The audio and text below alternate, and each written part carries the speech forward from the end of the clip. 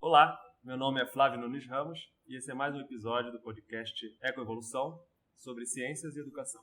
Esse é um projeto do Ecofrag, que é o Laboratório de Ecologia de Fragmentos Florestais da Universidade Federal de Alfenas.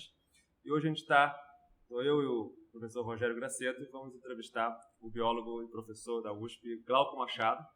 Glauco e eu já nos conhecemos desde o mestrado, né? Somos a mesma turma de mestrado na Unicamp. E primeiro eu queria agradecer, Glauco, você ter aceito o convite para participar do episódio. E eu já vou emendar a primeira pergunta, que é para você falar sobre sua formação, sua trajetória, até entrar como professor da USP. Como é que foi esse esquema aí? Legal, obrigado pelo convite, é um prazer estar aqui. Eu entrei na graduação em 94, fiz graduação em Biologia na Unicamp e me formei no final de 97, comecei o mestrado logo na sequência, no ano seguinte, em 98, na turma do Flávio. E quando eu estava mais ou menos na metade do mestrado, não sei precisar exatamente o momento, estava um pouquinho depois da metade, a pós-graduação me plantou a ideia de fazer o doutorado direto. Na época, aquilo me pareceu uma boa ideia. Eu já tentei rememorar para tentar saber quais são os fatores que me convenceram, eu não consigo lembrar direito, mas o fato é que eu aceitei a proposta e aí acabei fazendo o doutorado direto na própria Unicamp. Me formei em 2002 no doutorado e, logo na sequência, emendei um projeto de jovem pesquisador da FAPESP, que é como se fosse um pós-doc sem supervisor. Tive esse projeto durante 5 anos e, ao final desses 5 anos, terminou o projeto, eu já estava empregado na USP. Mudei para São Paulo e estou na USP e no final desse ano vai fazer 10 anos. Legal. E trabalhando com um grupo que eu acho sensacional, porque eu só conheci quando eu conheci você. Uhum. Já tinha ouvido falar, mas acho interessante você falar um pouquinho do grupo de estudo, né, que você se especializou nele e por que você se especializou nesse grupo aí. Bem, o grupo ao qual o Flávio se refere são os opilhões. Eu acho que muitos dos nossos ouvintes não têm a menor ideia do que a gente está falando. Eles são os aracnídeos, primos distantes das aranhas, então têm 8 pernas. Ao contrário das aranhas, eles não têm o corpo dividido em 2 partes, então eles são um monobloco, todo fundido assim. Não tem veneno e fazem coisas super interessantes. Algumas espécies, as mães cuidam dos filhotes, nas outras espécies, os pais cuidam dos filhotes. Eles formam uns agregados grandes que até hoje a gente não entende muito bem por que eles fazem isso. A vida deles é bem interessante. E ao contrário de quase todos os outros aracnídeos, eles têm pênis. E todos os outros aracnídeos, a transmissão de espermatozoides é feita de maneira indireta, ou por um espermatóforo, que é um pacotinho de esperma, ou no caso das aranhas, usando uma outra estrutura corporal que foi cooptada para fazer isso, né? Passar esperma do macho para a fêmea. Os opilhões, eles têm uma estrutura que é um pênis propriamente dito, e pelo registro fóssil, pelo que a gente sabe, talvez eles tenham sido os primeiros artrópodes na face da Terra a inventar o pênis, há 450 milhões de anos atrás. Pênis antigo, esse. Exatamente. Mas uma vez você me estava me contando, que eu achei interessante, assim, porque na verdade isso é legal falar com os estudantes, que eu acho que é uma dúvida frequente, assim, que eu vejo, a gente encontra no começo da graduação, né? Qual grupo eu vou estudar, né? O pessoal que está entrando na área mental, ou sei lá, eu gosto de tartaruga marinha, gosto de tubarão, mas na verdade você estudou opilhão, mas o que te veio, ver se confirma isso na cabeça, o que te veio fazer a motivação para estudar opilhão era usar ele como modelo para estudar algumas coisas e não propriamente o grupo, né? Ou também teve o grupo, como é que foi essa? No começo, quando eu comecei a brincar com o grupo, então, eu acho que eu estava usando o grupo como um modelo, mas eu não sei se isso estava claro na minha cabeça. A história começou que eu queria trabalhar com o comportamento. Eu sempre me interessei muito em comportamento desde que eu era criança. E assim que eu entrei na universidade, eu comecei a procurar estágios em comportamento e eu descobri que eu gostava muito de sapo. Isso eu descobri mesmo durante a universidade. Até aquele momento na minha vida, meu coração não tinha batido por eles. Mas eu descobri que naquele momento trabalhar com comportamentos e sapos na minha universidade era muito difícil. Existia um professor que era bem difícil conseguir estágio com ele, um outro professor que tinha acabado de morrer num acidente de carro voltando do campo, então estava muito complicado conseguir um orientador. Um amigo meu de pós-graduação me disse, olha, se você gosta de comportamento, por que não tentar trabalhar com comportamento de outros grupos? E foi ele que me apresentou os opiniões dentro das cavernas. Confesso que não foi o amor à primeira vista. Eu era, e ainda sou um pouquinho araneofóbico, não aracnofóbico, araneofóbico, e tinha umas aranhas grandes dentro da caverna, que não era muito legal.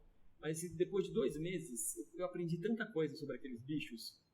A gente partiu de um ponto, um starting point, em que eu não sabia absolutamente nada, para 2 meses depois eu sabia um monte de coisa, e eu olhar para a literatura e descobrir que o que eu sabia era quase tudo que existia disponível na literatura até então para bichos do Brasil. E o meu amigo disse, se você fizer direitinho, se você estudar esses bichos direito, você pode fazer uma carreira inteira em cima deles. E foi exatamente isso que aconteceu. Essa filosofia de usar o opinião como modelo de estudo, ela está muito clara. Ela foi ficando cada vez mais clara para mim ao longo do tempo. E atualmente no meu laboratório, isso está cristalino. De forma que, por exemplo, quando eu tenho alguma questão interessante e que eu possa usar opiniões no meu laboratório, eu priorizo as opiniões. Mas eu cheguei num determinado momento em que, quando eu tenho uma determinada questão e eu acho que um outro grupo é um melhor modelo, eu não pestanejo antes de mudar de grupo de pesquisa. Então, eu tive uma aluna minha que trabalhou com tesourinha, porque a gente precisava que os animais se reproduzissem em cativeiro. Os opilhões a gente não consegue fazer isso decentemente. Eles até colocam ovos, mas a gente não consegue que eles virem adultos. Então, ela trabalhou com tesourinhas. A gente queria trabalhar com uma evolução do dimorfismo sexual em escala global.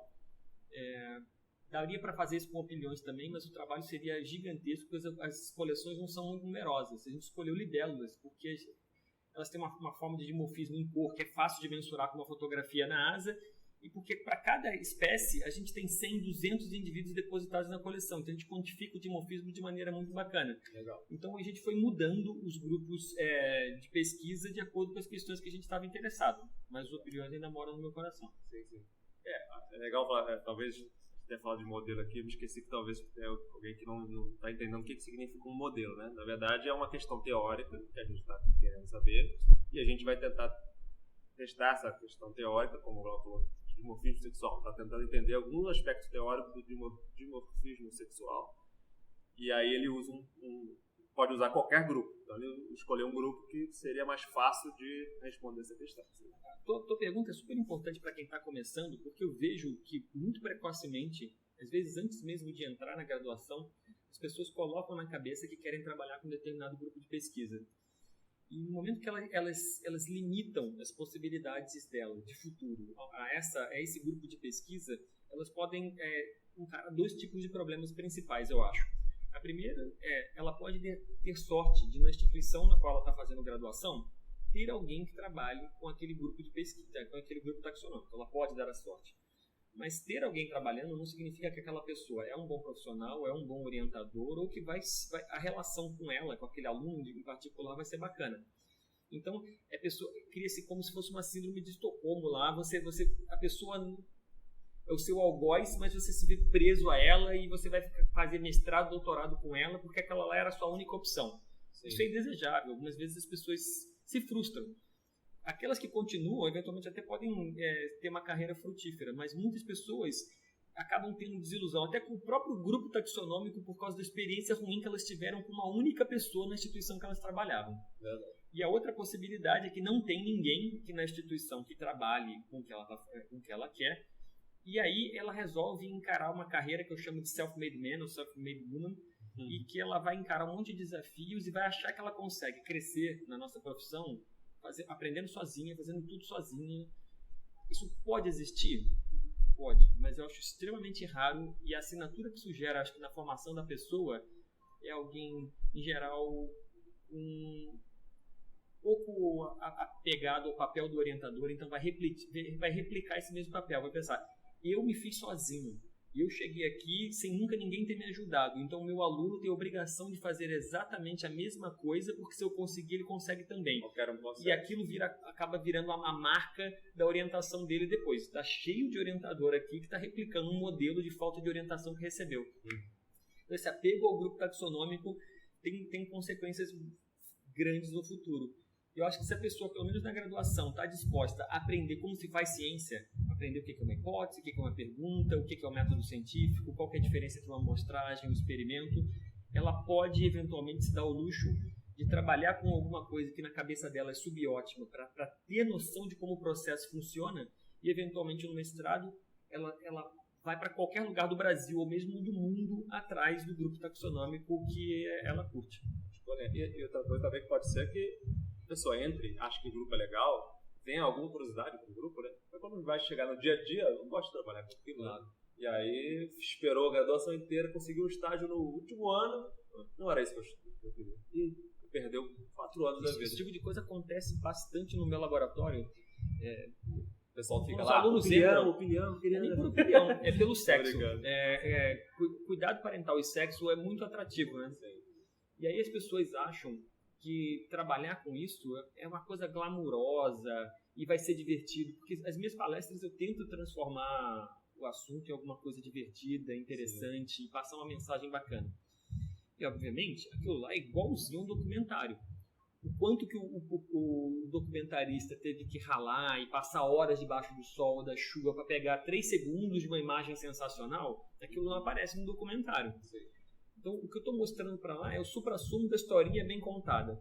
Mas o dia a dia no campo é muito árduo, tem que varar à noite, nossos bichos são noturnos. Então, você dorme durante o dia e acorda durante a noite, você inverte o seu biorritmo. Às vezes você trabalha debaixo de chuva, tem mosquito, tem carrapato.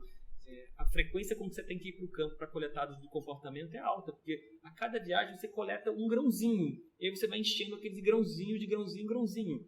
E aí tem um monte de gente que quando chega no campo e se depara com esse tipo de coisa, diz, olha, eu gosto muito de seleção sexual, mas isso aqui não é para mim. E se demorar para testar isso, né, só no último ano, no penúltimo ano, perdeu. Vou dar um exemplo aqui que acontece muito aqui na Unifal. Nós somos no interior de Minas, e muita gente gosta de biologia marinha. Fica difícil. E aí o pessoal às vezes fica esperando o curso, quando me formar, eu falo, por que vocês não fazem uma iniciação qualquer, tema qualquer, e aí muita gente faz isso, né? Muita gente não, algumas pessoas fazem isso. Qualquer aprende a parte de iniciação científica mesmo, e depois parte para a biologia marinha para a graduação. E para voltar para a história do modelo, eu tenho muita birra, vou usar birra porque talvez seja uma boa palavra. Em relação à biologia marinha ou ecologia terrestre, coisas desse tipo, o que em biologia marinha te interessa? Porque até onde eu saiba, não existe nenhuma teoria que só se aplique única e exclusivamente para bichos do mar, ou da água, seja lá o que for. Existe uma ecologia, uma teoria unificadora com eventuais particularidades para o organismo ou para o ambiente. Mas existe uma questão teórica. Então, se essa pessoa que quer trabalhar na água identifica qual o tema que interessa, eventualmente, enquanto ela está com os pés no chão, aqui no interior de Minas, ela poderia se dedicar a um estágio com outro organismo qualquer na Terra para aprender as questões sobre o tema. E uma vez que ela vai trabalhar na água, o arcabouço teórico está bem sedimentado. Ela só simplesmente está mudando de modelo de estudo. Seria uma transição que, para mim, é muito mais adequada para o teu desenvolvimento profissional, porque você primeiro toma conhecimento sobre a teoria e depois começa a experimentar diferentes grupos de pesquisa. Eventualmente ela pode até descobrir que no momento em que ela mudou da terra para a água, as condições de trabalho ficaram piores, os organismos são menos bacanas, eles ajudam menos a responder as questões que ela está interessada e ela volta para a terra. Sim. Ou fica no mar por resto da vida. Sim. Mas ela consegue ter essa perspectiva de saber em qual dos dois ambientes eu respondo de maneira melhor as perguntas que me interessam. Sim. Não, aproveitar que o professor falou algumas coisas sobre seleção sexual, alguns termos de cuidado parental. A gente falou muito do grupo animal com que você trabalha, mas ainda não falou dos temas, assim, desenvolver um pouquinho os temas com os quais você está interessado na sua pesquisa.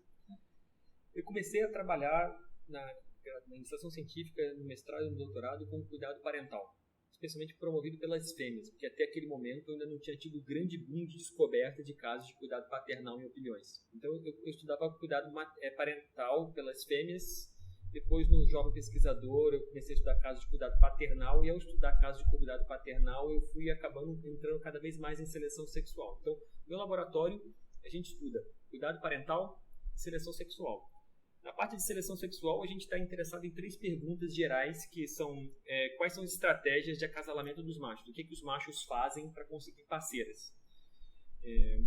A gente também está interessado em quais são as características masculinas dos machos que as fêmeas usam para avaliar e selecionar parceiros. Machos têm um interesse, as fêmeas têm outro interesse, e muitas das vezes esses interesses reprodutivos divergem.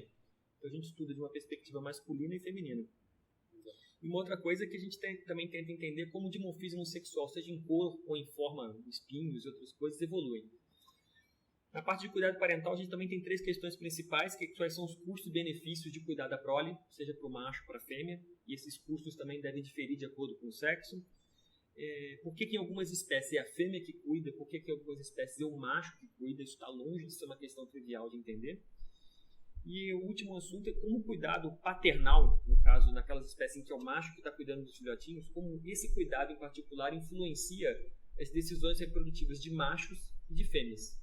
Isso muda um pouco a dinâmica de como o processo funciona, uma vez que o macho, que é o sexo geralmente que vai atrás das fêmeas, ele está parado, e é a fêmea que começa a andar, se deslocar para selecionar os machos. E então aí começa a fazer um link entre o cuidado e a seleção sexual. Essas coisas, obviamente, têm uma inter-relação. São essas 6 questões.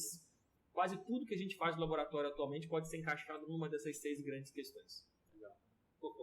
Aproveita e conta, já que você está falando disso, conta um pouco um trabalho interessante, algum projeto recente ou que já fechou, para o pessoal entender exatamente uma questão mais específica ou um trabalho mais dia a dia, assim, que gerou uns resultados bacanas. Legal. Eu tinha separado um trabalho sobre cada um desses temas, mas vou começar com um que mostra justamente essa inter-relação entre o cuidado paternal e a seleção de parceiros. Primeiro que é um trabalho que eu gosto muito e mostra o quanto é importante a gente pensar em termos teóricos e depois como modelo de estudo. Em 2001, quando eu estava no último ano do doutorado, saiu um trabalho publicado que meio que dava uma mudança geral na nossa perspectiva sobre a evolução do cuidado paternal pelos machos. Geral, sem ser opinião. Para artrópodes em geral. Mas poderia servir para peixes e para sapos também, que têm condutas muito parecidas. A ideia básica desse pesquisador era de que no momento em que o macho assume o cuidado da prole, ele está liberando a fêmea para comer. Isso é super importante da perspectiva feminina, porque enquanto a fêmea está cuidando da prole, ela não pode comer. E produzir ovo para a fêmea é uma atividade que demanda combustível, então ela precisa comer em tempo integral para estar sempre produzindo ovo. E o sucesso dela, em termos darwiniano lá, de evolução, é o quanto de ovo que ela produziu. Então, no momento que ela consegue terceirizar a atividade de cuidado, ela consegue comer mais e a longo prazo produzir mais ovo. Legal. Então os machos poderiam fazer isso. Mas por que o macho tomaria essa atitude? A explicação é de que isso poderia ser uma característica que as fêmeas acham atrativas. De modo então que se você tem um macho que está cuidando da prole, um outro macho, irmão gêmeo, morfologicamente idêntico, que não está, qual dos dois seria o melhor parceiro para a fêmea? Uma vez que ela está terceirizando o cuidado, ela precisa de uma prova de que aquela babá é uma boa babá. Então aqui tem uma babá, um macho, babá macho, cuidando dos ovos. E aqui tem outra babá idêntica, não cuidando. Aqui não está cuidando por quê? Eventualmente, nunca ninguém deu ovos para ela cuidar. Uma outra possibilidade igualmente plausível é que ela é uma péssima cuidadora. As outras fêmeas vão lá, deixam ovos com aquela babá, ela é uma má cuidadora, desleixado no caso, e aqueles ovos desaparecem porque são comidos. Então, na dúvida, deixa com quem já está te dando uma prova. Então, cuidar da prole pode ser eventualmente uma marca de que você é um bom cuidador. Então, ao cuidar, você se torna mais atrativo para as fêmeas. Isso levaria um exemplo, um caso extremo, a um comportamento em princípio bizarro. Se eu removo um macho cuidador de cima dos ovos dele e chega um outro macho, a teoria vigente até então diria: aquele macho deve comer todos os ovos, porque o ovo é rico em nutriente, é uma comida de altíssima qualidade. E está ali, ó, é um banquete porosamente disponível. Mas segundo essa teoria, se cuidar dos ovos te faz mais atrativo, esse cara deveria blefar, ficar em cima e fingir que está cuidando dos ovos para se beneficiar disso e adquirir novas cópulas. A teoria foi proposta e ficou algum tempo sem nenhum estudo empírico efetivo que botasse essas ideias à prova. E no mestrado de uma aluna minha, chamada Thaís Nazaré, ela fez mestrado na Universidade Federal de Uberlândia, onde eu era credenciado, a gente resolveu colocar todas essas ideias à prova usando um opilhãozinho que cuida da prole lá em Linhares, onde nós fizemos nosso curso de campo. Nós vimos esse bicho durante o nosso curso de campo, mas naquela época eu não descobri que tinha cuidado paternal. E aí a gente levou esses bichos para o laboratório, fizemos tudo no laboratório, tentamos recriar as condições mais adequadas possíveis e a gente fez exatamente esse experimento. A primeira coisa, a gente botou um macho com ovo, um macho sem ovo, para ver o que a fêmea escolhia, e ela escolheu com ovo. Legal. Aí depois a gente fez uma brincadeirinha com a fêmea. A gente pegou os ovos daquele macho, passou para o outro que não tinha macho, e agora então os machos estavam trocados. O que tinha ovo não tinha, o que não tinha, tinha. A gente botou a mesma fêmea 2 semanas depois e viu o que ela escolhia. Se ela tivesse escolhido o macho A que tinha ovo, porque aquele macho A era mais forte, mais cheiroso, mais bonito, seja lá o que for, ela continuaria escolhendo o macho A, mesmo que ele não tivesse ovo agora.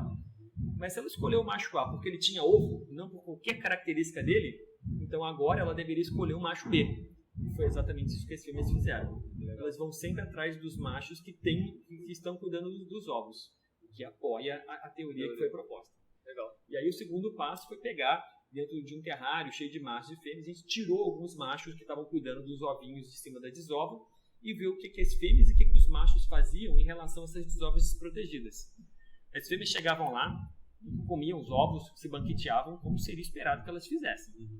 Já os machos, eles chegavam em cima das desovas, comiam 1, 2, no máximo 5 ovos e depois eles ficavam ali em cima cuidando da prole, defendiam aquela prole contra pessoas outros opilhões que chegavam perto e obviamente conseguiam copular. Então eles usavam a prole como uma maneira de aumentar a sua própria atratividade.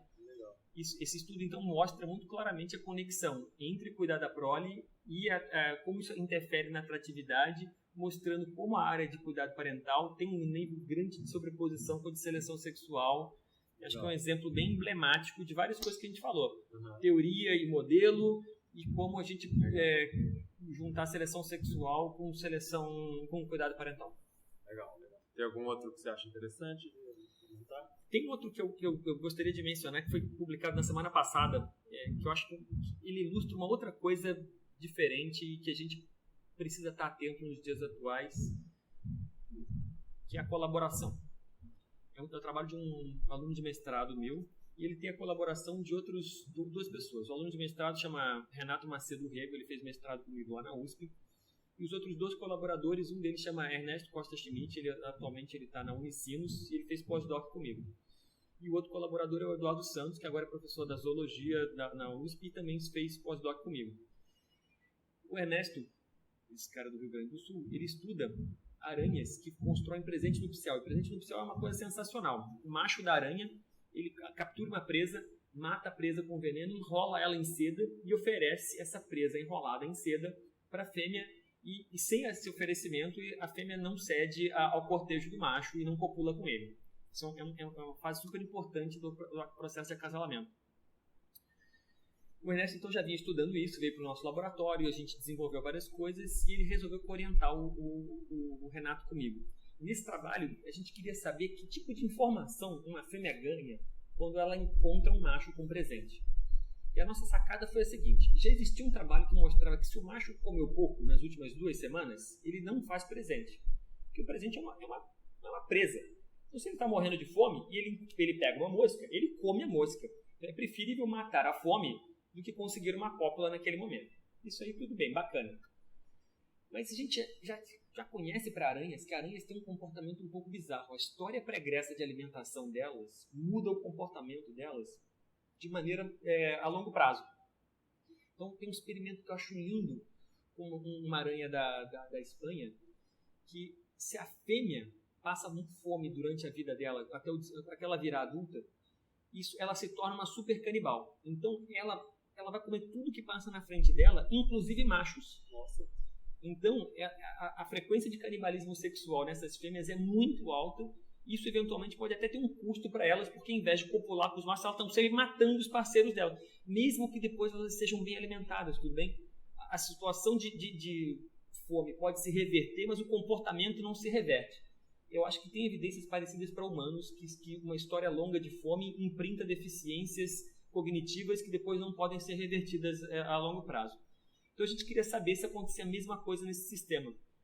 Então a gente deixou os machos passando fome durante um tempo grande. Tinha um outro grupo experimental que comeu o normal.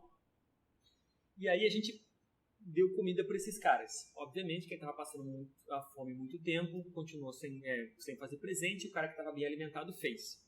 E aí depois a gente fez uma sacanagem. Dentro de cada grupo a gente dividiu a dieta.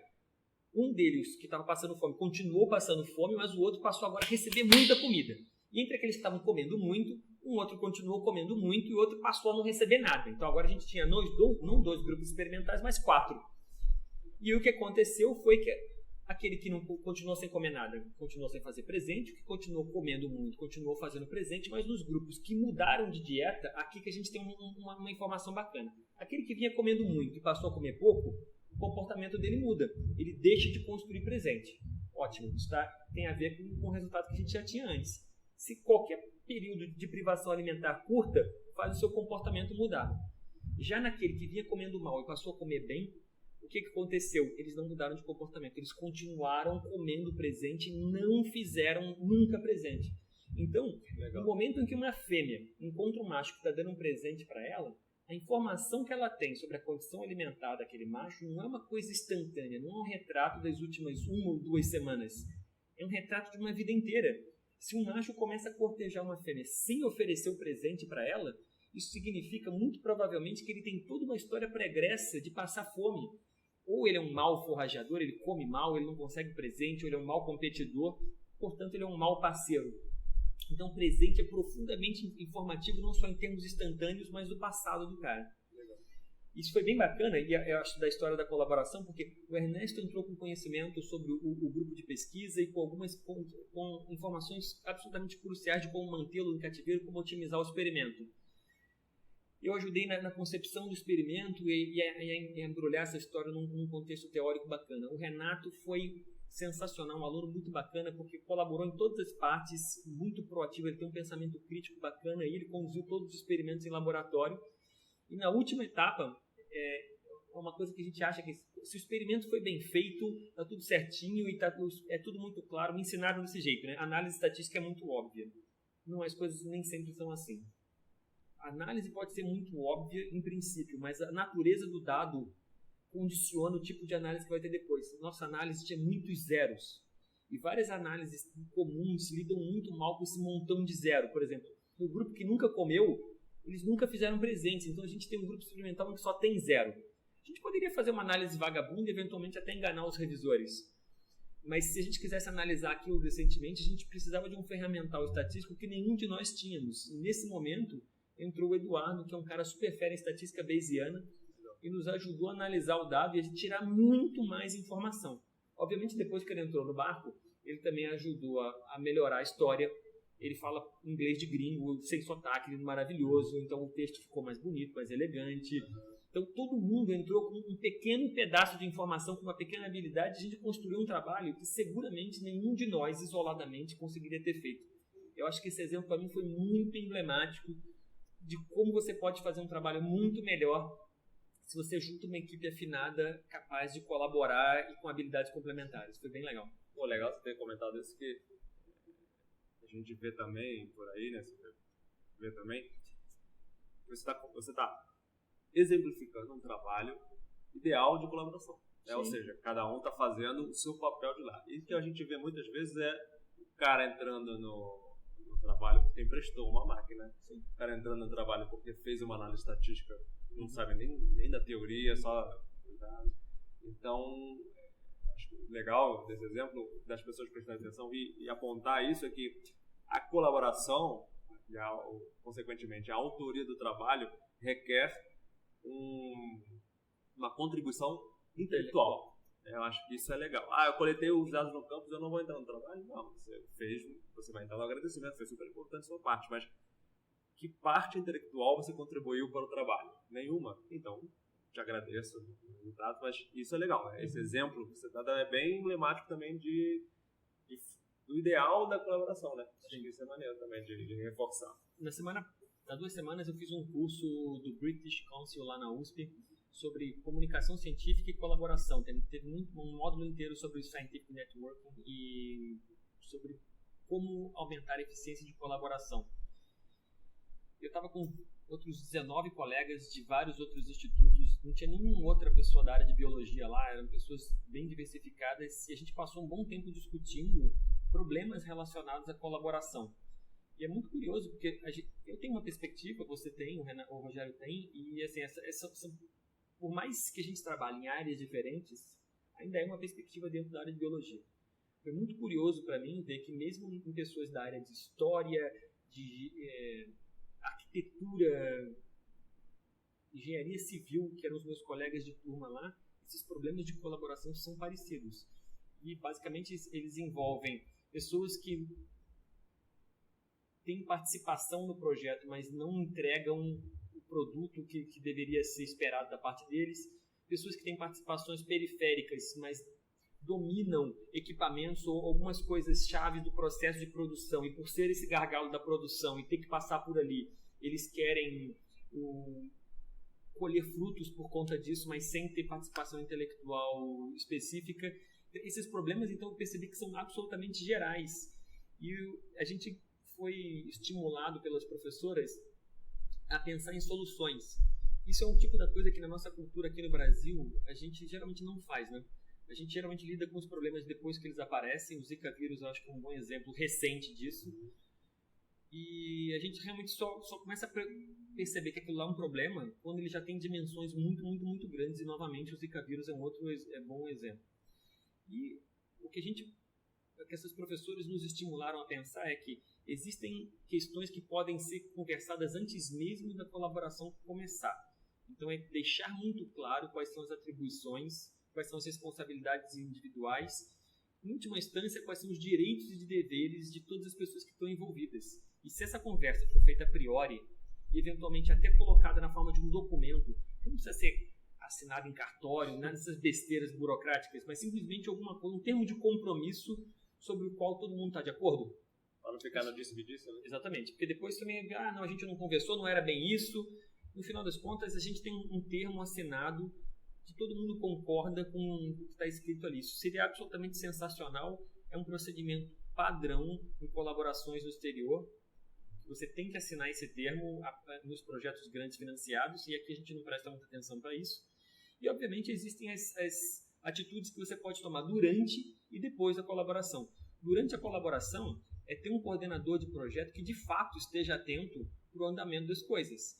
De forma que, se esse coordenador está detectando algum problema, algum nível de parasitismo intelectual ou algum tipo de má conduta, ele precisa agir em nome da coletividade para que a equipe perceba que aquele tipo de atitude não é permitida e ela está sendo desestimulada. Então, isso vai acontecer ao longo. E, obviamente, ao final, chegamos no final, está na hora de começar a publicar as coisas, é ter muita clareza. Olha, você não teve participação intelectual nisso aqui, a sua participação nisso aqui, o seu lugar é no agradecimento, e dar a cada um o que cada um de fato merece. Mas eu concordo totalmente contigo que isso está muito, muito, muito longe do que a gente vê na prática, porque não é nossa cultura sequer discutir esse tipo de problema. Cara, deixa eu aproveitar, você falou que fez o doutorado direto. Sim. E aí, o que você acha que achou legal? Vantagens e desvantagens? Qual foi a sua opinião? Eu não vi absolutamente nenhuma vantagem nisso, nenhuma. E eu já parei para pensar extensamente sobre o assunto.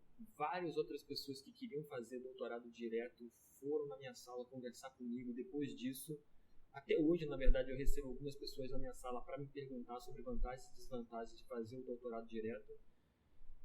E eu nunca, depois de um escrutínio detalhado, eu nunca consegui imaginar nenhuma vantagem. Eu só vejo desvantagens desse tipo de coisa.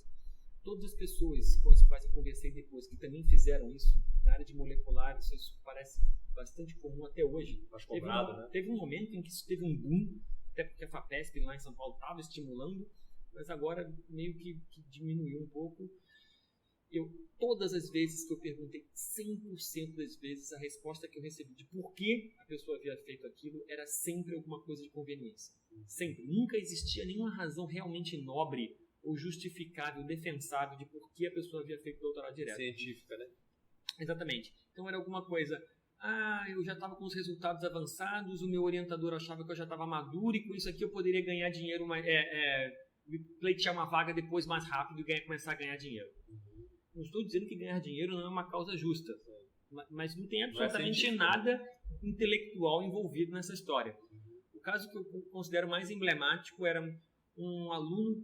Existia um exame de ingresso no mestrado que era uma vez ao ano, e o exame de doutorado era 2 vezes ao ano na instituição que o aluno estava fazendo. Ele perdeu o exame de ingresso no mestrado por alguma razão que eu não me lembro mais qual que era. Ele resolveu fazer exame de doutorado direto porque o próximo exame de doutorado era na metade do ano seguinte para ele, então era mais rápido. E ele de fato fez doutorado direto por causa disso. Você não consigo imaginar nenhuma razão mais torpe para alguém fazer doutorado direto do que ter perdido o prazo do exame de ingresso do mestrado.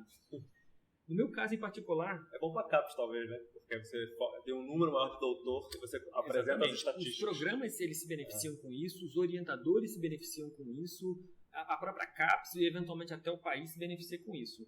Mas a pessoa que está recebendo a formação lá no final o sujeito envolvido na história, a estatística, a que tem nome e sobrenome, ela, na maior parte das vezes, ela não consegue colher nenhuma grande vantagem muito clara. Você acha que a formação cai 2 anos, é isso? Você fica com menos 2 anos na pós-graduação? Imagina o seguinte, a pós-graduação, para quem está fazendo a pós-graduação no momento e eventualmente está passando por dificuldades, pode parecer um período difícil, mas é de longe o melhor período da nossa vida. Você ganha só para estudar, você está trabalhando na sua tese, você não tem nenhum grande compromisso, você não tem que participar de reuniões de departamento, você não tem que ficar se desgastando com questões políticas no âmbito do departamento, do instituto ou da universidade. A sua vida é muito boa, muito boa, você está focado naquilo. Você pode realmente gastar aquele período para estudar depois. É muito complicado para a gente. Você pode fazer e você deve fazer. Mas isso tem um custo associado gigantesco. Até porque depois, além da universidade, você vai ter sua família, seus filhos. Tudo fica muito mais difícil. Então eu fico perguntando o seguinte. Olha, alguém pode te dar dinheiro para estudar 6 anos. 2 de mestrado, 2 de doutorado. 2 de mestrado, 4 de doutorado para estudar 6 anos. Mas também você pode abrir mão de 2 anos de estudo. Por que eu vou abrir mão de 2 anos de estudo? Por quê? Especialmente na situação econômica de agora, que se apresentar no mercado de trabalho é garantia de ficar desempregado durante muito tempo. Sim. Quando teve um boom de empregos nas federais e nas estaduais, basicamente toda semana tinha 3, 4 editais, eu consigo entender que algumas pessoas ficaram tentadas a conseguir uma vaguinha no emprego público e ficar mamando nas tetas do Estado pro resto da vida, tranquilamente, ótimo. Ainda é um argumento de conveniência, ainda é. Mas eu consigo imaginar a tentação. Agora, quanto mais rápido você se forma, mais rápido você vai ficar desempregado e, eventualmente, por mais tempo você vai ficar desempregado. Então, você perde 2 anos de estudo, você perde a possibilidade de mudar de instituição. Então, eu acho que o plano acadêmico ideal na minha cabeça é você fazer mestrado no Brasil, ganhar uma formação bacana e fazer doutorado no exterior, um centro de excelência top na sua área. Legal. E se você faz doutorado direto no Brasil, você está perdendo essa possibilidade de mudar de orientador, mudar de instituição. E assim, essas mudanças, elas têm um efeito na sua formação super importante, porque você entra em contato com ideias novas, com colegas novos. Você mudou de instituição da graduação para o mestrado. Sim. E eu lembro claramente das conversas que a gente tinha de como que a Unicamp era diferente, quanto que você estava aprendendo. É como se você tivesse voltado a ter crescimento exponencial no seu aprendizado, que já estava meio estabilizado, saturado na UFRJ. E aí, você ficar na mesma instituição é como se, assim, o teu orientador já não tem tanto mais para te dar, a sua instituição não tem tanto para te dar, mesmo os seus colegas não têm tanto para te dar. Mudar de instituição e mudar de orientador é absolutamente sensacional e você está se privando disso. E, além disso, tem uma última coisa que aconteceu comigo, que é um sentimento um pouco de comodidade. Eu estava com um tema, eu simplesmente fui agregando pecinhas a esse tema e depois contei uma historinha maior. Em nenhum momento eu fui desafiado e falei assim, ok, dá uma finalização para isso aqui, escreve sua tese, publica os seus artigos e agora começa uma outra ideia nova, diferente, inovadora a partir do zero. Eu não tive isso. Mais maduro, né? E mais maduro, obviamente. Então eu fui sofrer esse processo de amadurecimento no jovem pesquisador. E quando que seria o equivalente a um pós-doc. Quando você começa a amadurecer no pós-doc, isso é terrível, porque você vai se apresentar para um emprego, você é imaturo. Você vai se apresentar para um emprego... Menos maduro, né? Pode ser até mais maduro, mas está menos do que poderia ser, né? E aos olhos da banca, eu era um moleque, cara. Eu tinha 26 anos de idade. Quem que vai contratar alguém com 26 anos de idade, cara? Eu não contrataria. Eventualmente, na área de matemática, de física, contratar alguém com 26 anos de idade possa ser padrão. Até porque esses caras conseguiram graduação aos 13 anos, sabe? Aos 26 ele já tem a medalha Fields. Não era o meu caso. Eu estava em um franco processo de amadurecimento. Eu estava começando a preencher as lacunas de formação que, não ter feito mestrado, haviam deixado em mim. Então, não havia feito uma disciplina decente de estatística, sabia muito pouco sobre isso. Não havia feito uma disciplina teórica profunda sobre método científico. Então, eu estava consolidando todas essas coisas. E aí, eu já estava começando a orientar. Então, eu estava consertando um carro em movimento. Eu estava preenchendo as minhas lacunas de formação e, ao mesmo tempo, estava começando a formar outras pessoas. E eu comecei a perceber o grande nonsense daquilo. E aí começou a bater um arrependimento muito grande de ter feito essa besteira. Crianças, não façam isso em casa. Não, aproveitar, você já comentou de algumas dificuldades do pessoal que vai para campo, né, essa parte, mas em termos assim conceituais, o que você acha que um aluno, sei lá, deveria buscar para ser um bom pesquisador, especificamente assim, quais são as qualidades ou o tipo de conhecimento que o aluno deve agregar ou deveria agregar para se tornar um bom pesquisador, não só na sua área, né? Eu acho que essa pergunta é bem geral e eu fui atrás de uma resposta que fosse geral. Então eu vou tomar a liberdade aqui de pegar algumas dicas que o Edward Wilson, que é um biólogo famoso, talvez um dos biólogos mais famosos, talvez depois do Dawkins, ele deu 6 dicas, o que ele chamou de qualidades necessárias para uma carreira científica bem sucedida. E as 6 dicas do Wilson eu vou agregar uma delas ao final, que ele não fala. A primeira característica que o Wilson fala é a capacidade de suportar trabalho pesado, seja em laboratório, seja em campo. A gente vive numa geração em que tudo é muito imediatista. Então as pessoas querem trabalhar algumas poucas minutos ou horas e logo na sequência ter uma recompensa, porque é assim que o mundo funciona para elas atualmente. E esse tipo de concepção não funciona muito bem com gerar conhecimento, né, em ciência. Muitas vezes você tem que dedicar muitas horas durante muito tempo para conseguir colher um resultado que vai vir muito tempo depois.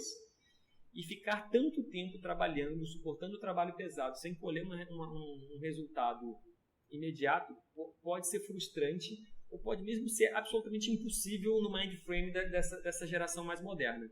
Então você precisa, se você tem essa concepção de imediatismo, ou você precisa mudar isso, ou você precisa mudar para um outro ramo como a publicidade, no qual o imediatismo é importante. Um profundo e duradouro interesse pelo objeto de estudo. E objeto de estudo aqui entendido como o tema que você trabalha, o organismo com o qual você está trabalhando.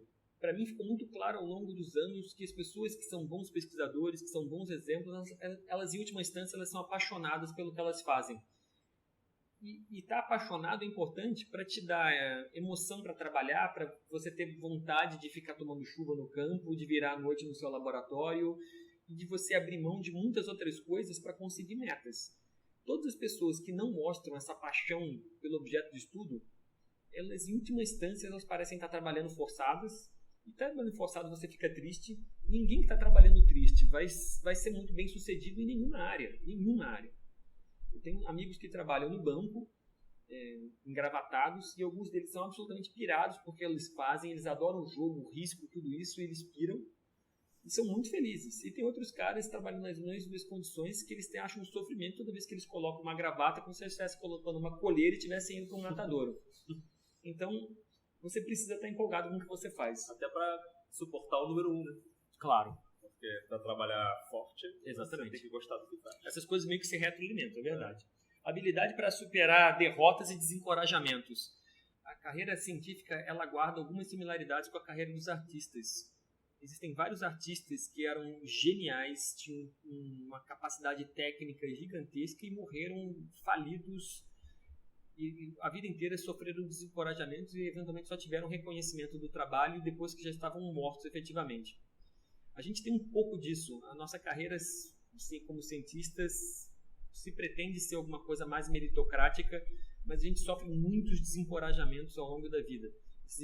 Esses desencorajamentos, eles começam, por exemplo, nas disciplinas de graduação, quando você vai fazer aquela matéria que supostamente você tem mais interesse, o professor é horroroso, e aí você pensa, meu Deus do céu, se é isso que é gerar conhecimento nessa determinada área, eu não quero fazer isso. Esse desencorajamento também passa também por, algumas vezes, má orientação, por bancas que são virulentas e que são agressivas desnecessariamente. Então, se você não consegue criar uma capa de resistência a esse tipo de desencorajamento, existe uma chance muito grande de você ficar pelo caminho. E aqui eu quero fazer um parênteses muito grande.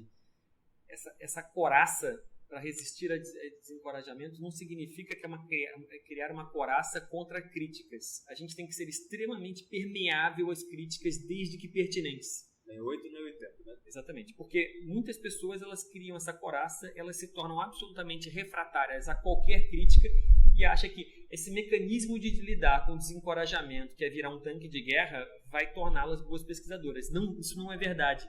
Então, existe um tipo de desencorajamento que é aquele desencorajamento deletério, lixo, exatamente, exemplo, que não é construtivo, não agrega nada. E esse aí você precisa ser resistente a isso, mas outros você precisa ser absolutamente permeável a eles. Inteligência moderada, esse eu gosto muito, porque todo mundo acha que na nossa área você precisa ser um gênio e você precisa dominar todas as etapas. O mundo colaborativo, do jeito que ele é hoje, cada vez mais te permite ter um nível bom de conhecimento numa parte específica e você agregar habilidades na forma de colaboração para construir algo maior. Como você deu exemplo. Exatamente. Existem gênios, óbvio que existe. Eu conheço alguns amigos meus que são realmente geniais. Eu fico chocado toda vez que eu interajo com eles.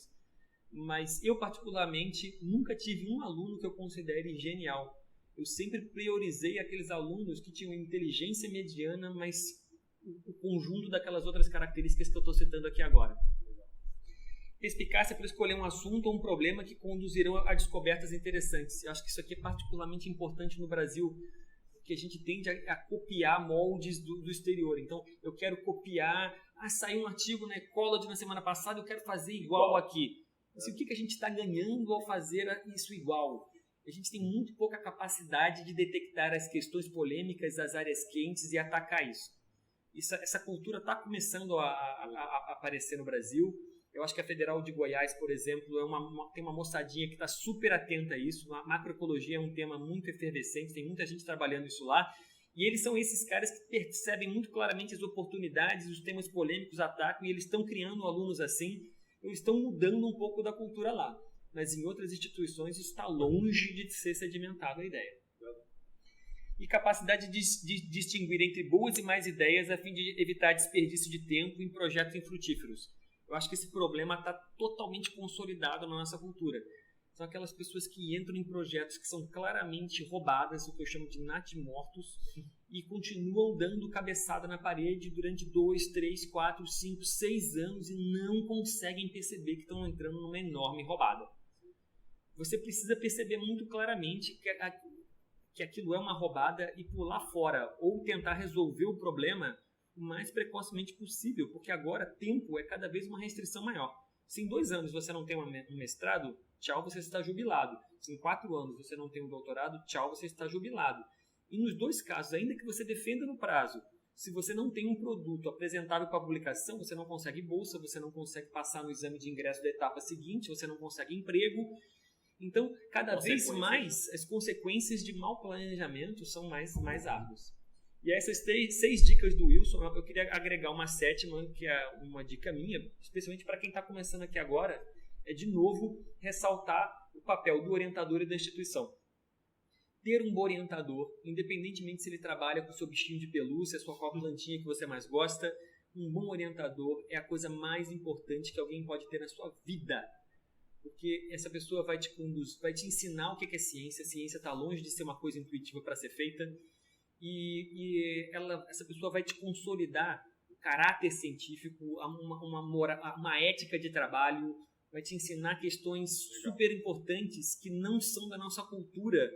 Fora da iniciação. Fora da iniciação, exatamente. E a instituição é super importante porque a instituição ela é o caldeirão cultural no qual você está imerso. Então, se você está numa instituição que fomenta raciocínio crítico, que fomenta discussão, que fomenta esse tipo de coisa, você tende a crescer. Então, se na tua graduação você não está numa instituição assim, você não teve um orientador assim, você precisa mudar de instituição. O Brasil é grande, os meios de transporte são tranquilos, você precisa criar a cultura de mudar de instituição no Brasil e ir atrás do que é melhor para você. Aproveitando, então, já essa parte da orientação, como que é a sua dinâmica com os seus orientados? Assim, que você tem, como que são as suas reuniões, como que é o seu estilo de orientação, como que você faz para agregar essas características todas na orientação? Legal. Para mim, o aspecto mais crucial do processo de orientação começa com você definir, antes de mais nada, qual é a sua capacidade de orientação e o que você quer dar e o que você quer receber dos alunos. Eu gastei um tempo pensando nesse tipo de coisas. Obviamente que os 2, 3 primeiros orientados não estavam muito claro, mas muito precocemente eu comecei a prestar atenção nisso. Eu defini que a minha capacidade máxima de orientação são 5 alunos, independentemente do nível acadêmico no qual eles estão, seja iniciação científica, mestrado ou doutorado. 5 é a minha capacidade máxima, porque acima disso eu simplesmente não tenho a capacidade de lidar ou de dedicar a cada um deles a atenção que eles merecem. Eu fico realmente surpreso, eu tenho alguns colegas que chegam a ter mais de 25 alunos. Isso claramente, para mim, denota uma criação extensiva como gado. Você solta eles lá, eles ficam pastando sozinhos e depois você abate eles para obter o que você quer deles. Ou você extrai todos os dias como leitinho os dados, exatamente. Com base nesse... ano que vem eu vou quebrar a minha própria regra e vou ter 6 alunos. Mas eu queria chamar a atenção que no momento, nesse exato momento, eu tenho 3 pós-docs no meu laboratório trabalhando comigo. Que eu obviamente não considero nessa conta, porque pós-doc não é orientado. Esses caras estão lá como colaboradores e muitos deles me ajudam na orientação. Então, eu vou ter 2 alunos do laboratório sendo orientados por pós-docs e isso vai diminuir um pouco a minha carga de trabalho. Eu não estou criando pirâmide. Nós vamos co-orientar, eu não vou terceirizar a orientação. Isso vai diminuir um pouco a minha carga de trabalho. Filtra, né? E eu vou me permitir ter 6 alunos, porque é um plantel que eu acho que merece um esforço adicional. Talvez a qualidade do aluno. Exatamente, porque merecem. São pessoas que eu já conheço, com as quais eu já trabalhei. Eu quero muito tê-las. Eu não estou disposto a abrir mão dessa 6ª aluna por não ter vagas. Legal. Definido as vagas, definir o perfil do meu aluno. Eu presto muita atenção no que o Wilson falou e eu faço o que eu chamo de estágio probatório, que é o que os professores fazem quando entram na universidade. Esse estágio probatório pode durar de 3 meses a 6 meses. O aluno vai ficar no meu laboratório, vai frequentar as reuniões, vai para o campo, vai ter reuniões periódicas comigo, mas eu não tenho nenhum compromisso a longo prazo com esse aluno. Vai acontecer que no final de 3 ou 6 meses, ou qualquer coisa nesse período aqui, eu vou dar uma resposta para esse aluno e vou dizer, olha, eu achei que a experiência foi boa, vamos continuar, agora a gente pode pensar num projeto, seja de iniciação científica ou de mestrado, ou falar assim, olha, eu acho que as coisas não estão fluindo, o grupo não reagiu bem à sua presença, você aparentemente não está tendo bom desempenho nisso, eu acho melhor você ir procurar estágio com outra pessoa. Isso já aconteceu, é uma conversa dura, mas eu acho importante e eu acho que no final das contas todo mundo sai beneficiado. Uma vez tendo entrado no grupo de pesquisa, a gente começa a criar um projeto e a minha concepção é que iniciação científica, eu obviamente tento escutar muito do que a pessoa faz, mas a ideia principal inevitavelmente acaba vindo da minha cabeça. No mestrado também tem um pouco disso, mas eu quero um pouco mais de participação do aluno. E no doutorado eu vou ter uma participação intelectual, mas a conversa de bolsa, mesmo de exame de ingresso, nem começa enquanto o aluno não for capaz de me responder pelo menos 2 questões. No que ele quer ser bom dali para frente, ou seja, no que ele quer ser reconhecido. O fulaninho que trabalha com tal coisa, agora ele faz tal coisa. Ele precisa ter claramente isso e definir uma área particular dentro dessa grande área no qual ele quer atacar e vir para mim com um objetivo relativamente bem estruturado. Não precisa ser um projeto escrito, mas com boas perguntas e uma contribuição que seja inédita e relevante dentro daquela área. Enquanto ele não vier com isso, a conversa não avança. E as conversas não são um tribunal do Masterchef, tá ruim, tá bom. Pessoal, isso aqui não tá legal, pensa nisso, barará. Eu vou trocando ideias para que seja um feedback e uma hora a pessoa vai chegar, eu vou ter aportado algumas coisas e a gente chegou numa coisa interessante. Você vai orientar, né? Você vai orientar. Foi assim que me ensinaram, exatamente. Estritamente. E aí, depois que ingressou, eu tenho reuniões semanais com os meus alunos de 1 hora. Então, durante 1 hora, eu me encontro com cada um deles. Eu tento fazer isso sempre num único dia, porque aí eu dedico esse dia inteiro às atividades dos alunos. Elas duram 1 hora, realmente, efetiva. No começo, vários dos meus alunos falam, o que eu tenho para falar em 1 hora? Assim, quase nunca a reunião termina antes de 1 hora. A gente tem assunto para fazer isso. Eles têm dever de casa, quero que você leia isso aqui na semana que vem, vamos discutir. Ou então, corre atrás dessa informação na semana que vem, me diz o que é. Então, é sempre uma coisa muito dinâmica, não é pro forma. Individual. É individual. E a gente também tem uma reunião coletiva para discutir textos, para falar sobre ideias. Quero fazer um brainstorm sobre uma ideia que eu estou tendo, ou estou com uma dúvida numa parte específica do meu projeto, queria escutar o que todo mundo está falando, o que tem para dizer. Essas reuniões são num outro dia, e elas agora, desde o ano passado, elas envolvem também um outro laboratório, que é do meu colega Eduardo Santos, que está na zoologia. Ele também trabalha com ecologia comportamental. A gente formou um meta-laboratório, esses 2 laboratórios se juntam, e a gente também tem agregados, pessoas que pertencem a outros laboratórios, mas gostam do nível da discussão, do ambiente que a gente tem, e vêm participar simplesmente porque curtem a brincadeira. Isso aí são reuniões de 1 hora, 1 hora e meia, e logo na sequência a gente faz um almocinho, cada um traz alguma coisa, a gente come junto e discute as coisas. Essa é a dinâmica de funcionamento do laboratório. Mas essa reunião em conjunto varia ou geralmente vai discutir um artigo ou é só isso? Só entre aspas, varia, varia. Né? Agora elas vão começar na semana que vem, as desse ano. A gente teve um turnover muito grande dos 2 laboratórios. A gente tem 4 alunos novos de mestrado ingressando no meu laboratório do Edu. Tem alguns pós-docs que estão entrando, que vêm de outros lugares e não conhecem o grupo de pesquisa.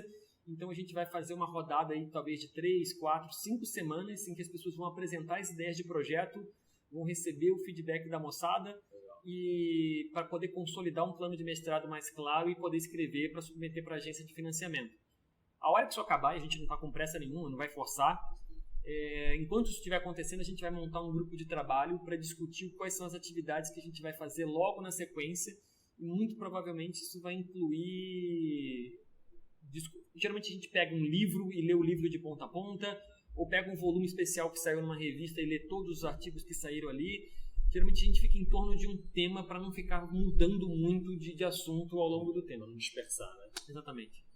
Mas no segundo semestre do ano passado a gente fez uma coisa meio livre, cada aluno do laboratório escolheu um trabalho empírico, não teórico. A gente já vinha numa discussões teóricas há muito tempo. A gente estava sentindo falta de discussões mais pé no chão e detonar análises estatísticas, tentar entender desenho experimental, essas coisas. Aí cada um escolheu um trabalho empírico que ela achasse muito importante para o trabalho que cada um deles fazia, independentemente de qual fosse, e aquela pessoa ficaria responsável por liderar a discussão naquela semana, e a gente fez isso ao longo do segundo semestre, foi interessante também. E trocando um pouco de pesquisa para a docência. Então, quem vai entrar na universidade, ele tem que dar aula também. Como é que você recomendaria para a galera que está começando, o que seria importante o pessoal prestar atenção durante a graduação para ir se formando já com docência? Quer dizer, o que seria um bom professor? Quais características que ele tem que começar? Porque uma hora para outra, um professor faz isso. Então agora eu vou fazer isso. Não, você tem que... Essa habilidade vai ter que ser construída. Quais seriam essas habilidades aí? Veja, eu fiz licenciatura, com uma exceção de 1 ou 2 matérias. Eu acho que essas matérias da licenciatura me beneficiaram muito pouco em termos de formação profissional. Se eu dissesse historicamente o que me despertou em mim o interesse pela docência e o que me fez pensar o que é ser um bom professor, quais são as características, foram os exemplos de bons professores ao longo, principalmente da graduação. Eu tive sorte, eu tive muitos professores ruins e eles me ensinaram o que não fazer, isso foi super importante. É verdade. E eu tive alguns professores bons e muito precocemente eu comecei a prestar atenção assim. Foi bem curioso, eu acho que o que chamou, a minha epifania foi, um dos meus melhores professores era de biologia celular e eu nunca tive nenhum interesse nessa matéria. Na verdade, ele, para mim, foi o melhor professor da graduação. Isso era muito surpreendente. Como que esse cara consegue ser tão bem sucedido, atrair minha atenção e fazer com que eu goste de uma matéria que eu teria tudo para não gostar dela? Aquilo, para mim, foi um grande mistério que demandou alguma explicação. O outro era de ecologia, não me estranhou muito, afinal de contas, isso é. E o outro era de zoologia, também não me estranhou muito. Mas eu tentei pensar o que esses 3 profissionais tinham em comum e que faziam deles bons professores. Eu realmente fui atrás de fazer esse exercício. E eu comecei a pegar características. Né? Mas depois que você teve aula com eles não, ou durante a graduação. Eu sempre soube que eu queria dar aula. E já na graduação, quando eu estava no último ano da graduação, eu já era convidado por alguns outros docentes a dar aulas ou práticas pontuais. Eu sempre gostei disso. Minha mãe não é professora, mas ela poderia ter sido facilmente. Eu e minhas 2 irmãs somos. Então, assim, esse gene está impregnado da família bem claramente. Assim. Eu comecei a prestar atenção nisso, comecei a detectar características que eram importantes nesse processo. E, obviamente, tem a ver com empatia, que é uma coisa que geralmente falta nos professores. Se colocar na pele do aluno, assim, você gostaria de ficar ouvindo um blá blá blá de 4 horas? Não. Então, por que você fica num blá blá blá de 4 horas? Então, a pessoa não consegue se colocar na pele do aluno. Uma aula que é só falada. Será que a qualidade do aprendizado é a mesma, que em algum momento você para e abre para discussões, interage, faz o aluno meter a mão na massa? Então, eu comecei a pensar sobre essas coisas. E depois, eu acho que o que foi um marco muito grande na minha vida foi ter virado coordenador do curso de campo Ecologia da Floresta Amazônica, que é um curso de pós-graduação, que você fica no meio da floresta durante 30 dias, e ali você é professor durante 24 horas por dia.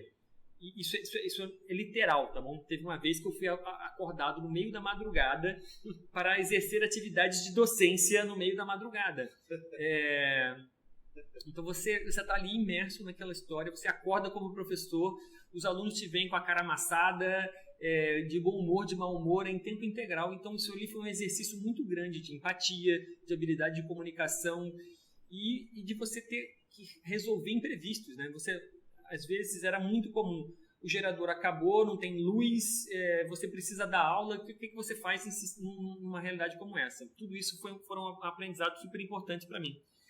E mais recentemente eu comecei a estudar efetivamente isso.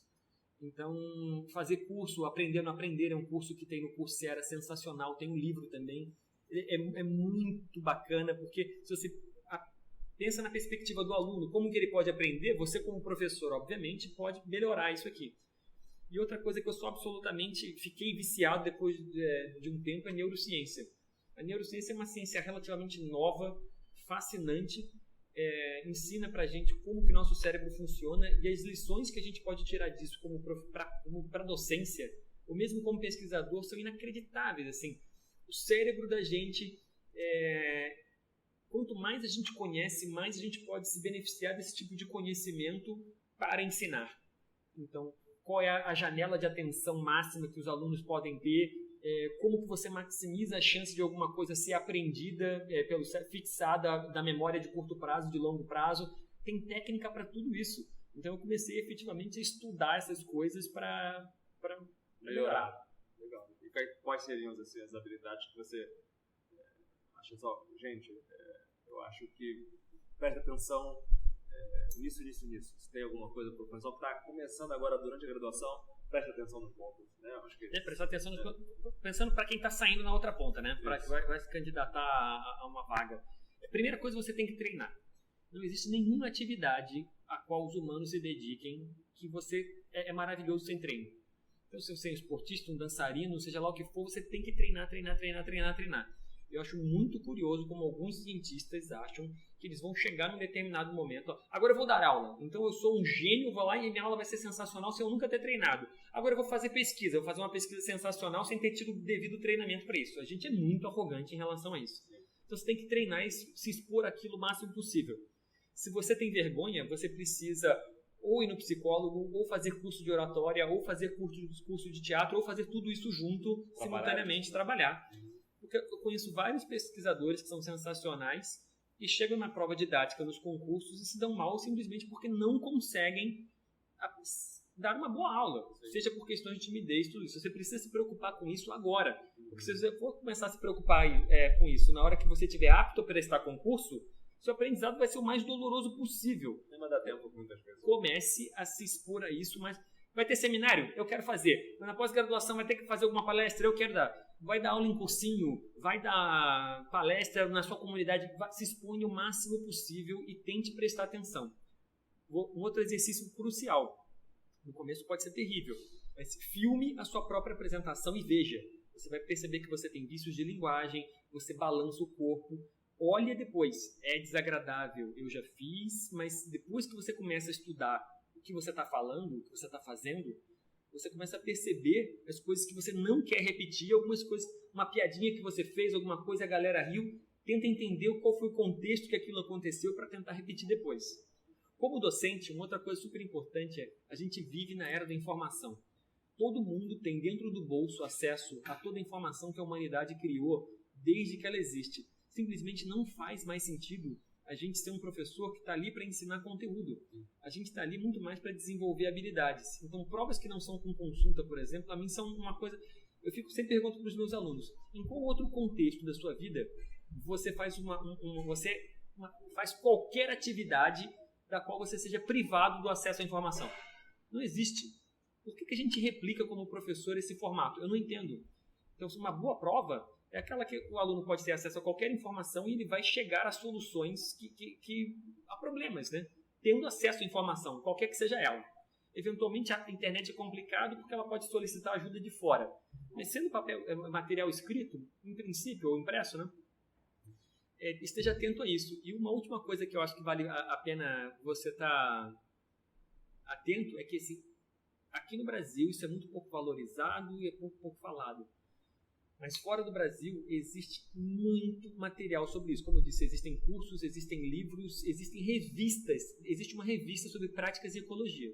Já ouviram falar? Pois é. Eu falo para os meus colegas, quase nunca existem. É uma revista da Sociedade Americana de Ecologia, que publica Ecology, e que as pessoas submetem roteiros de prática para lá. E aí você fala, é muito difícil fazer prática. Cara, vai lá, procura na revista, porque tem práticas, desde práticas high-tech, que demandam coisas super sofisticadas, até práticas que você consegue fazer com um dado. E sobre qualquer assunto. Então, se você correr atrás desse tipo de informação, ela está disponível lá. Coisas lúdicas, né? A gente já fez com, lembra, palitinhos, aqueles garfinhos de predação. MM, né? Pois é, então, todas as minhas aulas no curso de graduação envolvem práticas e o material mais high-tech que eu tenho das minhas práticas é um dado. Dado, baralho, feijão, coisas desse tipo. E assim, eu consigo ensinar desde biogeografia de ilha até forrajamento ótimo usando materiais como esse. Você tem que se preocupar. Você tem que querer que o aluno aprenda. Eu acho que essa é a premissa básica. Boa parte dos meus professores ruins ou dessas pessoas que a gente não gosta como professores é que, de novo, eles estão ali obrigados, eles estão de má vontade. E numa situação como essa, não há o que fazer. Querem passar o conteúdo. Exatamente. Tesão é a premissa número 1 subjacente a tudo que eu estou falando. E é legal também uma coisa que a cultura dos alunos também é difícil de quebrar. Eu vejo muito isso também, a gente tenta fazer essa parte de não dar aula expositiva, né? E a gente tentar fazer, porque a gente já sabe, pelos estudos, que a aula expositiva é a que menos usa até o aprendizado. E é engraçado porque eles acham que aula é a aula expositiva. Sim. O professor não deu aula quando ele não deu aula expositiva, né? Então, quebrar um pouco essa cultura, a gente tenta... É difícil e no começo a gente tenta explicar o porquê, né? Acho que deixar claro para os alunos, eu não vou dar aula expositiva, eu vou dar o mínimo possível aula expositiva por causa disso. Então, a gente está tendo aula e o objetivo é maximizar o aprendizado de vocês. Eu dar aula não significa que você aprendeu. Agora ele está tentando fazer um jeito que você aprende. Mas uma cultura que né? começa no pré, cara. E ele é fortemente sedimentada ao longo de todo o ensino, fundamental, médio. O cursinho formata pesadamente, porque o cursinho é só aula expositiva, né? É o que vai... E outra coisa, é um ensino dedicado para um objetivo específico que é passar numa prova, em particular. E aí, essa noção de estudar para passar na prova é tão intensiva no pré-vestibular que eles entram na universidade fazendo as matérias, estudando para passar na prova. E aquilo lá, então, impregna o mestrado, a graduação, às vezes o mestrado, às vezes o doutorado. Então, quebrar essa cultura é muito difícil, mas não é impossível, tá bom? É um fim que acabou justificando o meio, é um fim que é passar na prova, não? Exatamente. e não virar um profissional decente. Você falou assim de algumas coisas além do conteúdo, né, que é desenvolver algumas habilidades nos alunos, assim, além da parte da ecologia em si, ou da ecologia comportamental, são suas matérias, que tipo de habilidade, ou que tipo de competência você procura capacitar esse aluno ao longo dos cursos que você ministra, de graduação, de pós? Pensamento crítico, para mim, é absolutamente crucial. Então, as minhas provas, elas são essas questões para pensar. Eu pego matérias que saíram nas revistas e digo, aqui o repórter está tentando vender isso aqui com base no que a gente aprendeu na matéria. Isso aqui tem fundamento ou não tem? Para fazer uma leitura crítica e para ele ser um cidadão melhor, né? A semana passada eu estava ensinando o que a aula de forrajamento ótimo. E eu comecei a falar uma coisa super importante, que é o conceito de preferência. E aí chamei a atenção de que se você não sabe o que está disponível, é impossível dizer se tem preferência ou não, né? Eu, por exemplo, a coisa que eu mais odeio no planeta Terra é banana. Mas se eu cair numa ilha deserta e só tem banana, eu vou comer banana até morrer. E alguém que for analisar a minha dieta depois vai dizer que eu tinha uma preferência enorme por banana. Mas não, é a coisa que eu mais odeio, mas só tinha aquilo. E aí eu falei para isso, tem implicações sensacionais na nossa vida. Quer ver um exemplo? As pessoas dizem que 30% dos acidentes envolvem mulheres. Logo, elas são muito melhores motoristas do que os homens. Eu não estou dizendo que elas não sejam melhores motoristas do que os homens, mas com esse dado, pura e simplesmente, eu não sou capaz de avaliar tal coisa. Eu preciso saber qual que é a porcentagem das mulheres que dirigem. Se de fato tiver 50% de mulher dirigindo e 50% de homens dirigindo, elas são sem dúvida nenhuma melhores motoristas, porque elas se envolvem em acidentes numa proporção menor do que elas dirigem. Agora, se 30% das mulheres só dirigirem, elas estão se envolvendo em acidentes exatamente na mesma proporção com que elas estão representadas atrás do volante. Então, forrajamento ótimo permitiu falar alguma coisa que não tem absolutamente nada a ver com essa história toda, que é qual informação a estatística me diz e qual que as pessoas dizem que ela está dizendo para me enganar. Então, pensamento crítico é uma coisa absolutamente... é número 1. Outra habilidade é proatividade.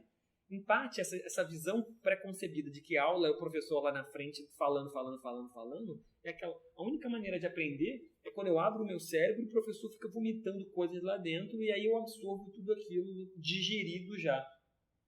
Então, a proatividade significa o cara ter a capacidade de ir atrás da própria informação. O professor dá um caminho e ele seguir, né? Outra coisa que me parece que tem tudo a ver com proatividade é a curiosidade. Eu fico extremamente chocado como as novas gerações são pouco curiosas. Eu não sei se para elas o acesso à informação é muito trivial e isso meio que frustrou a curiosidade, ou se há alguma outra característica relacionada, mas eu acho que os nossos alunos atualmente eles são profundamente desinteressados. E alguém sempre coloca a culpa no professor. Eles são desinteressados porque o professor não é capaz de estimular. Desculpa, eu não acredito muito nisso não. De fato, tem professores que são desinteressantes, os alunos são desinteressados, e obviamente isso é uma combinação. Mas eu já vi aulas absolutamente sensacionais de professores estimulantes, já vi práticas bacanas, e ainda assim a curiosidade dessas pessoas não é aguçada. Então, sem curiosidade, você não vai conseguir ter uma carreira próspera em ciência, ou mesmo como professor. Se você não é curioso, você não é capaz de aguçar a curiosidade dos outros. Então, essa habilidade, para mim, é super importante. Eu acho que a última habilidade que eu gosto muito de prezar, que eu prezo nos alunos, é o debate franco e a capacidade de argumentação. Eu chamo sempre a atenção que o fato de eu estar ali na frente é simplesmente uma questão de idade. Eu nasci na frente deles, um pouquinho antes. Eu poderia estar sentado, se eu tivesse nascido depois, eu poderia estar sentado ao lado deles. Então, eu não sou o detentor da verdade, ninguém ali naquela sala é, e argumentando e debatendo ideias e sendo permeável a críticas, a gente vai crescer. Se a gente for absolutamente impermeável a críticas, ou se a gente achar sempre que o professor está certo, o nosso aprendizado está muito cerceado. Então, os melhores alunos que eu já tive, seja como orientado, seja dentro de sala de aula, eram aqueles caras que estavam 100% dispostos a me confrontar com boas ideias e dizer que eu estava errado. E você falou de algumas habilidades conceituais, né? Proatividade, curiosidade, capacidade de debate e algumas coisas mais, digamos assim, mais técnicas, como redação, ou análise, ou planilha, sei lá. Tá. Em pesquisador tem umas coisas que são absolutamente cruciais, eu acho. Se eu pudesse voltar no tempo, eu teria me dedicado muito mais a isso. A pessoa tem que perceber que escrever é absolutamente crucial. Então ela tem que se dedicar a fazer curso de redação científica, a ler livro. Na internet tem cursos online sobre redação científica, tem uns livros em português muito bacanas. Ela precisa treinar isso efetivamente. Redação é absolutamente crucial. Voltando no tempo, outra coisa que eu faria também é ganhar instrumentação em matemática e estatística decente. Não as disciplinas que a gente faz na nossa... Bolas pretas, bolas vermelhas... As bolas pretas e bolas podem até ser sensacionais, desde que usadas decentemente. O problema é que as minhas bolas pretas e as minhas bolas vermelhas foram muito mal usadas. Eu não gosto muito do conceito de estatística para biologia. Existe estatística e existem exemplos em biologia. A teoria por trás daquilo lá é exatamente a mesma. A aplicação é um pouco diferente. E independentemente se você acha aquilo válido, se você não acha, você vai se tornar um profissional infinitamente melhor, e vai abrir muito mais possibilidades de atuação no futuro se você se conscientizar o mais precocemente possível na sua vida de que você precisa fazer cálculo, e fazer cálculo não para passar, mas para entender. Portanto, o cálculo da graduação, se for para ver cálculo tabajara na biologia, vai lá na matemática e faça eventualmente cálculo. Faça probabilidade, faça inferência. Acredite se quiser, essas matérias talvez não façam muito sentido para você agora, mas elas vão ser muito mais úteis depois do que mais da metade das matérias que você está fazendo na graduação em biologia, que são matérias descartáveis. Você vai fazer, você vai passar na matéria, e no semestre seguinte, quando te fizerem alguma pergunta sobre aquilo, você não vai lembrar de nada, aquilo não tem utilidade nenhuma na sua vida. Aprenda isso. Aprenda a programar. E aí, um ambiente de programação bacana, que é acessível para biólogo, que vai ser muito útil, é o R. É um programinha que você consegue entrar na internet, tem um monte de tutoriais. Quanto mais cedo você aprender a programar e a desmistificar aquilo que está acontecendo ali, melhor. E programação te abre muitas possibilidades depois para aprender ferramentas mais sofisticadas de estatística, para fazer simulações computacionais. Você se torna um profissional infinitamente mais completo. Eu sei todas essas coisas, não sei nem milionésimo do que eu estou falando aqui agora. Mas eu estimulo que os meus alunos de iniciação científica, de mestrado e de doutorado aprendam. Então, todo mundo lá no meu laboratório está fazendo disciplinas bacanas de estatística. Vários deles fizeram disciplinas de cálculo e outras matérias na matemática. E estão fazendo matérias de programação também. De modo que a tese deles pode ser coisas que eu jamais sonhei em ser. Eu tenho algumas ideias muito bacanas, mas não sei implementá-las. Se os alunos dão esse aporte em poder implementá-los, e me ajudam a construir uma ideia mais bacana, a gente faz coisas que eles e eu sozinhos jamais conseguiríamos fazer. E coletivamente a gente consegue. Todos os meus alunos vão se formar como profissionais infinitamente melhores do que eu sou agora, ou talvez do que eu jamais serei. Cara, a última pergunta, assim, pra gente rematar. Quais dificuldades que você acha que você tem na sua área? Assim? Porque, por exemplo, o pessoal de genética, né, fala muito na importação de materiais, importação de reagentes, qualidade dos reagentes. E na sua área, qual seria a principal problemática? Campo, carro, qual seria Eu pensei bastante. Essa era a questão que eu achei mais difícil de responder. Eu pensei nela uns 2 dias. E eu acho que o meu problema principal da área de... Primeiro eu vou definir a minha área, ecologia comportamental. O principal problema da minha área no Brasil é um problema social, o sociopolítico. No Brasil, a área de ecologia comportamental ela é tida como uma prima pobre, e ela é uma prima pobre, inclusive, a gente não sabe nem de quem ela é prima. Então, um exemplo clássico, quando eu fiz concurso no departamento de ecologia e eu passei, vários dos meus colegas falaram assim, puxa, contratamos um zoólogo. Quando o Eduardo Santos, que também é um ecólogo comportamental, foi contratado na zoologia no andar de baixo, os zoólogos falaram exatamente, eu estava no dia que saiu o resultado, puxa, contratamos um ecólogo. Eu fico me perguntando, a gente não pertence nem à ecologia, nem à zoologia. Eu não tenho nenhum grande problema, nenhuma carência, não preciso ter nenhum sentido de pertencimento. Mas esse tipo de divisão caixinha, né? De caixinha tem um problema grave. Por exemplo, agora saiu um Qualis novo da CAPES e segundo essas regras novas, se na área de ecologia você publica num bom periódico, mas ele não está dentro da lista do Qualis CAPES, aquilo lá conta muito pouco ou nada. Tem várias revistas que estão entre as 10 melhores da área de ecologia comportamental e não estão contempladas no Qualis que a inteligência da CAPES formulou. Primeiro, eu já discordo radicalmente das listas. As listas são uma tentativa de solução para pessoas que estão criando programas Frankensteins de gente na área de biodiversidade. Em vez de negar a existência desses cursos Frankenstein, você cria uma lista que é como se fosse os livros que são proibidos e os livros que são uma coisa bem ditatorial. Assim. Nossa cara, a gente quer legislar em cima de tudo, até no qual a revista na qual a gente vai publicar. E na área de ecologia comportamental, então a gente tem esse problema. A gente... Eu posso publicar em excelentes revistas e eu não tenho... Elas não estão contempladas dentro do que eu considero ser a minha área. Super importante. Prejudicado na hora da burocracia, vamos dizer assim. Né? Exatamente. Além disso, a comunidade é muito pequena. Como é muito desvalorizado, não é uma área extremamente atrativa para outras pessoas. Se eu colocar ecólogos comportamentais, senso estrito, não etólogos, tudo bem? Porque dentro de etologia eu posso pegar pessoas que estão trabalhando com veterinária, psicologia experimental, até mesmo tem gente da farmacologia trabalhando com modelos animais e com comportamento. É uma área gigantesca. O Congresso de Etologia, inclusive, reúne de 400 a 600 pessoas. Se a gente pegar ecologia comportamental, cara, talvez não dê 2 dezenas de pessoas no Brasil que estão efetivamente trabalhando e publicando nessa área. Então, é uma comunidade pequena. E todo mundo sabe qual é o problema de você viver numa comunidade pequena. Falta pares para trocar ideia, para chamar para bancas, para ter uma comunidade efervescente que vai crescer e que vai desenvolver teoria bacana e que, sabe, comunidades pequenas estão muito sujeitas ao que eu chamo de deriva de ideias. Então é alguém que está isolado num determinado lugar, começa a ter umas ideias absolutamente malucas, não tem intercâmbio e não tem ninguém para dizer, olha, a sua vaca está indo para o brejo. A ideia está derivando e você pode continuar nessa deriva infinitamente, para sempre, basicamente. E a gente tem muita dificuldade de se expor, de ir a congressos lá fora. Quando a gente tem congressos internacionais na área de ecologia comportamental, se tiver 5 brasileiros, quando tiver 10 brasileiros, assim, é um absurdo de participação. E aí, desses 10 brasileiros, 3 estão no Brasil e outros 7 estão fazendo mestrado ou doutorado fora para a Ciências Sem Fronteiras. E aí, por isso, estavam no congresso lá.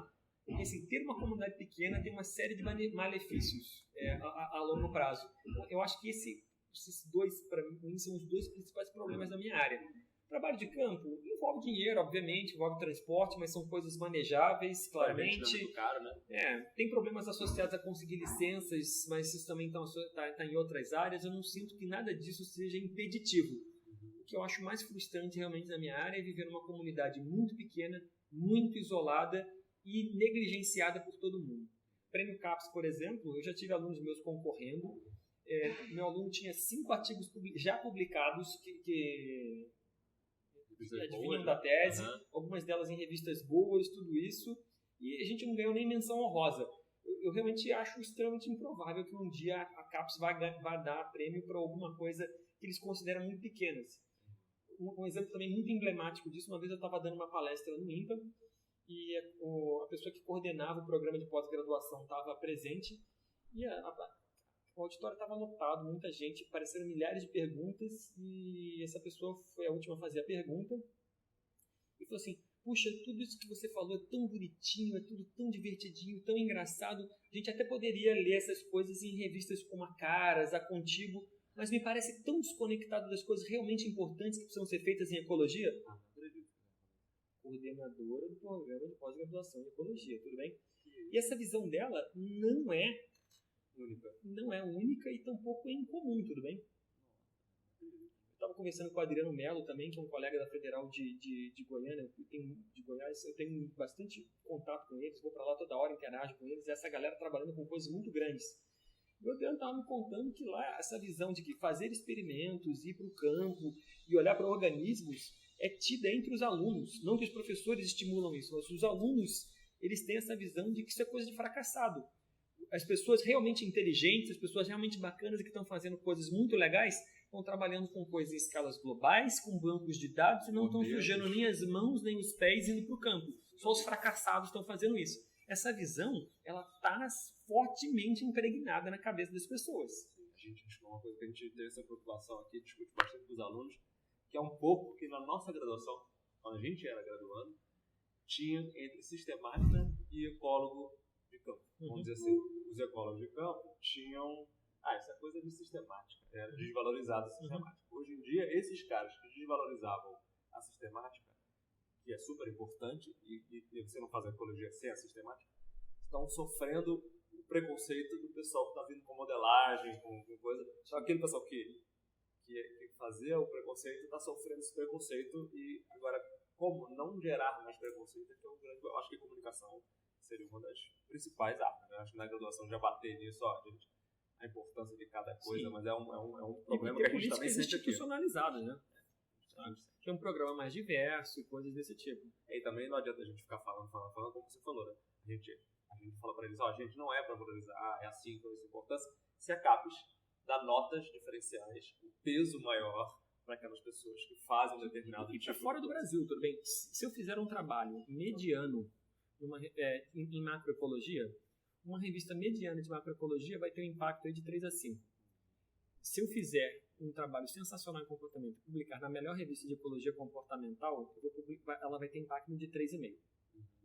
É óbvio que eu posso publicar trabalhos de comportamento no Proceedings da Royal Society, na Evolution, mas elas não são revistas de comportamento, de métier. Se você pega revistas de métier e vê o impacto máximo, o que você consegue de impacto máximo nas áreas, ela é diferente, porque tem a ver com o tamanho da comunidade. Citação é uma commodity que, assim, quanto mais gente tem consumindo aquilo ali, sabe, mais está rolando dinheiro ali naquela área.